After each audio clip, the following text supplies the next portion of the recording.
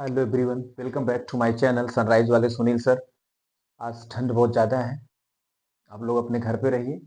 आपको क्लास आने की ज़रूरत नहीं, हम खुद आपके घर तक आ रहे हैं अपने इस चैनल के माध्यम से।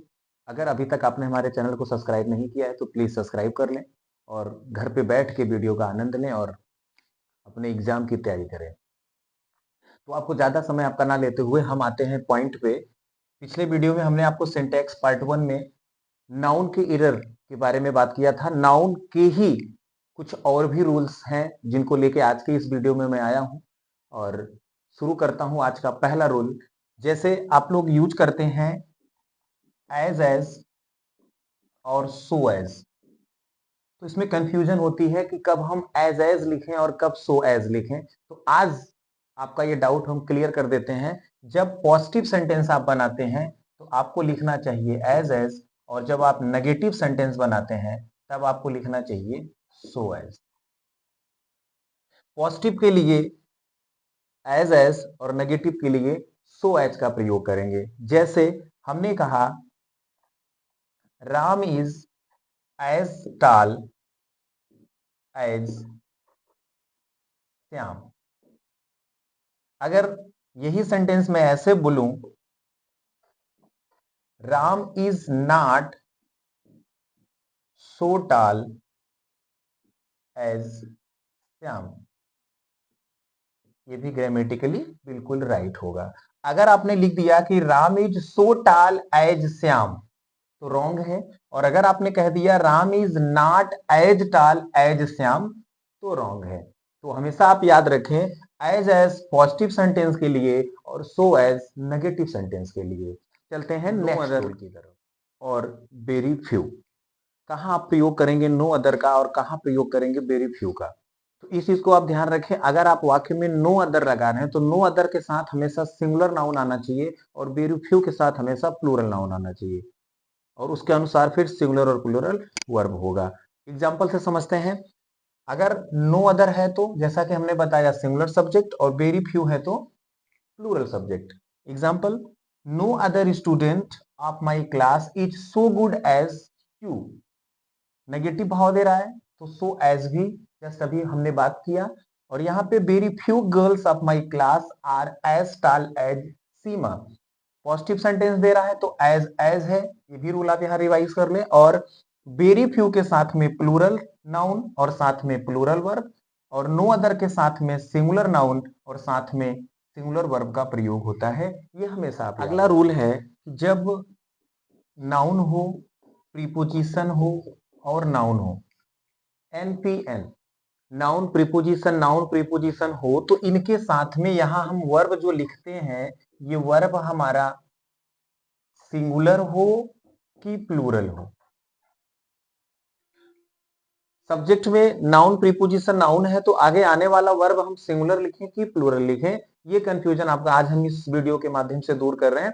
जब ये नाउन प्रीपोजिशन नाउन, चाहे दो ही नाउन हो, चाहे इसी क्रम में और भी प्रीपोजिशन या और भी नाउन बढ़ गए हों, आगे 2 4 6 हो, तो भी आप बिल्कुल कंफ्यूज ना होंगे।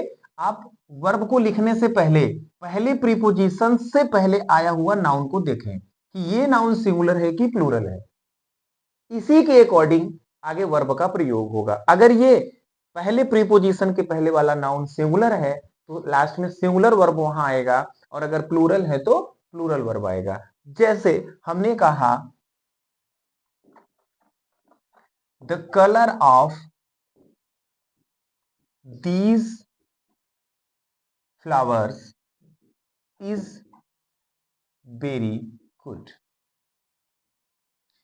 The colour of these flower, अब अगर आप देखेंगे तो ये हो गया नाउन, ये हो गया प्रीपोजिशन, ये हो गया प्रीपोजिशन, और ये हो गया नाउन, बन गया एनपीएन। अब आगे वर्ब आना था इज किसके अनुसार आया है, कलर के अनुसार। इस चीज को आप ध्यान दें, अगर पहले सिंगुलर है तो यहां सिंगुलर वर्ब, अगर यहां पहले प्लूरल है तो आगे हम प्लूरल वर्ब लिखेंगे। आई होप ये आपको समझ में आ रहा होगा। Preposition noun, village after village उसी क्रम में है, यहां हैज आया, तो कभी कभी कंफ्यूजन आएगी। वैसे जो रूल हमने बताया वो यहां भी लग रहा है कि पहला नाउन सिंगुलर है तो सिंगुलर वर्ब आया, लेकिन यहाँ पे थोड़ा सा आर्टिकल वगैरह आने के बाद भी ये रहता है। तो ये भी आप जानते रहे कि अगर किसी नाउन के साथ प्रीपोजिशन फिर नाउन फिर प्रीपोजिशन फिर नाउन इस क्रम में है, तो जो सबसे पहला नाउन होगा इसी के अनुसार हम ऐसा करेंगे। आई होप आपको समझ में। और एग्जांपल देखते हैं, जैसे हमने कहा the students of this class were absent, इसके अनुसार यहां पे वेयर आ गया, कलर के अनुसार यहां पे इज आ गया था। तो एनपीएन रूल आपको याद हो। देखते हैं अपना अगला रूल। अगर सेंटेंस में आपको मिले अ नंबर के बाद नाउन हो और द नंबर के बाद नाउन हो, आ नंबर और द नंबर के साथ में अगर प्लूरल नाउन है तो साथ में वर्ब कैसा आएगा? तो बिल्कुल आप कंफ्यूज नहीं होंगे, अभी हम आपका डाउट क्लियर कर देते हैं। आ नंबर और द नंबर, आ नंबर और द नंबर से जो संख्या का बोध होता है, मैटर वहां का है जब द नंबर के बाद नाउन आता है तो वह नाउन एक निश्चित संख्या में मान लिया जाता है। इसलिए उसके साथ आप द नंबर के साथ हमेशा आप सिंगुलर वर्ब का प्रयोग करें। सब्जेक्ट तो यहां पे प्लूरल ही आएगा, द नंबर के साथ भी अ नंबर के साथ भी, लेकिन जो प्लूरल सब्जेक्ट प्लूरल नाउन यहां लिखा गया है द नंबर से उसकी निश्चितता का बोध होता है, इसलिए उसे सिंगुलर मान लिया जाता है। और आ नंबर से वो इनडिफिनिट अनिश्चित का बोध होने लगता है, इसलिए उसे प्लूरल मान लिया जाता है। जैसे हमने कहा a number of boys is increasing, तो ये रॉन्ग हो जाएगा। क्यों रॉन्ग हो जाएगा? आ नंबर ऑफ बॉयज ये बताता है कि बॉयज की संख्या इंडेफिनिट है, तो इसके साथ में जो हमने इज लिखा यहां हमें लिखना चाहिए are. A number of boys is अगर है तो रॉन्ग है, एग्जाम में आपको इज देगा तो आपको समझ जाइए वहां आर करना है। और अगर यहां पे द नंबर है, द नंबर ऑफ बॉयज, अब यहां पे इज होगा।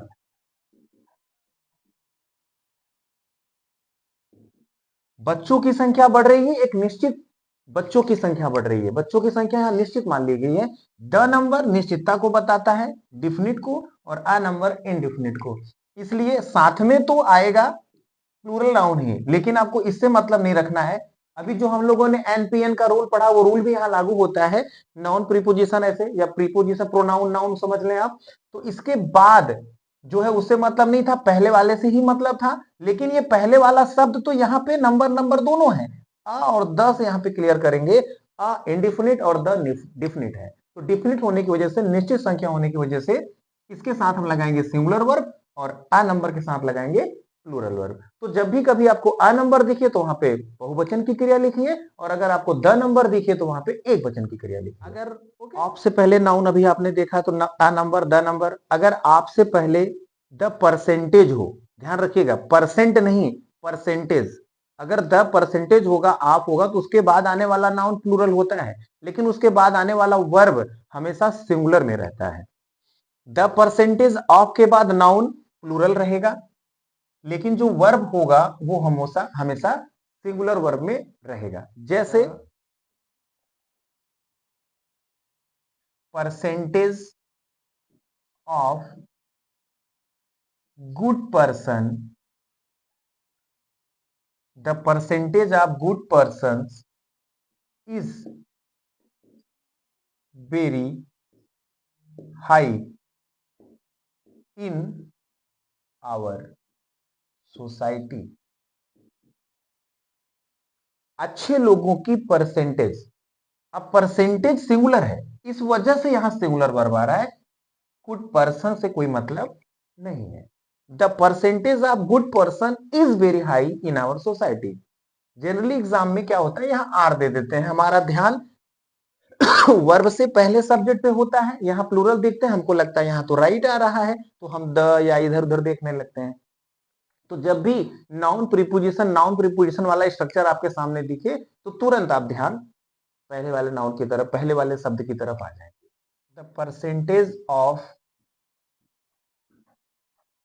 फेल्योर्स इज, फेल असफल होने वालों की संख्या कम है। तो आई होप ये भी आपको समझ में आ गया होगा। द परसेंटेज के साथ सिंगुलर वर्ब का प्रयोग होता है। चलिए बढ़ते हैं अपने है कि जब किसी एडजेक्टिव का प्रयोग सब्जेक्ट के तौर पे होता है और उसके पहले आर्टिकल द का प्रयोग होता है तो उसके साथ में हमेशा प्लूरल वर्ब का प्रयोग होगा। जैसे हमने कहा the rich are very honest. अब द रिच के बाद इच रहेगा एग्जाम में, आप ध्यान रखिएगा। अगर एडजेक्टिव है और उसके साथ में आर्टिकल द का प्रयोग है तो वो हमेशा प्लूरल हो जाता है, क्योंकि जैसे अगर हमने कहा रिच, रिच का मतलब हुआ अमीर, लेकिन द रिच का मतलब हो जाता है अमीर लोग, अर्थात यहां सभी अमीर की बात होने लगी तो प्लूरल हो गया। ऐसे ही द पुअर, द ब्लाइंड, अगर एडजेक्टिव को सब्जेक्ट के तौर पे लिखा गया है तो इसके साथ में हम हमेशा प्लूरल वर्ब का प्रयोग करेंगे, ये आप ध्यान रखेंगे। रूल है कि जब वाक्य का सब्जेक्ट कोई डिस्ट्रीब्यूटिव प्रोनाउन होता है तो उसके साथ वर्ब हमेशा सिंगुलर में रहता है। डिस्ट्रीब्यूटिव प्रोनाउन जैसे आप जानते होंगे each, either, neither, every, everyone, ये अगर सब्जेक्ट के तौर पे प्रयोग किए गए हैं तो इनके साथ में हमेशा सिंगुलर वर्ब का प्रयोग किया जाता है। जैसे each has book, either of two boys is good,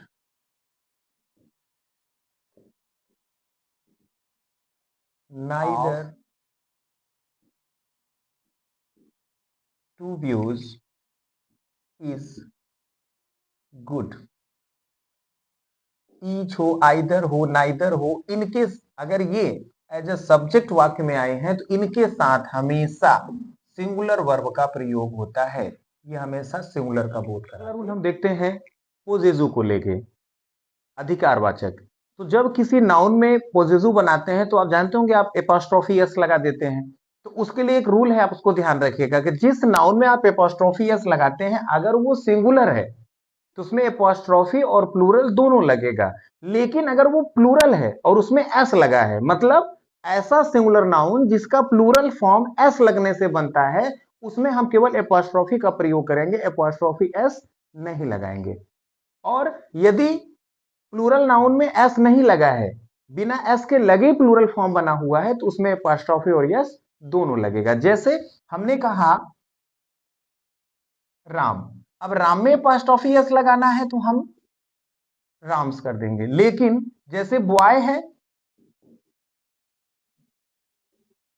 apostrophe S लग जाएगा। लेकिन अगर हमें लड़कों का कहना हो तब हम बॉयज लिख के केवल एपॉस्ट्रोफी लिखेंगे, एस नहीं लगाएंगे। लेकिन जैसे मैन का मेन होता है, अब मेन है इसमें एपॉस्ट्रोफी लगाना है तो एपॉस्ट्रोफी मार्क और एस दोनों लगेगा। तो ये था पोजेजू का रूल, इसको आप ध्यान रखेंगे। इसको लेके कुछ और भी रूल्स हैं, आगे हम उनकी चर्चा करते हैं।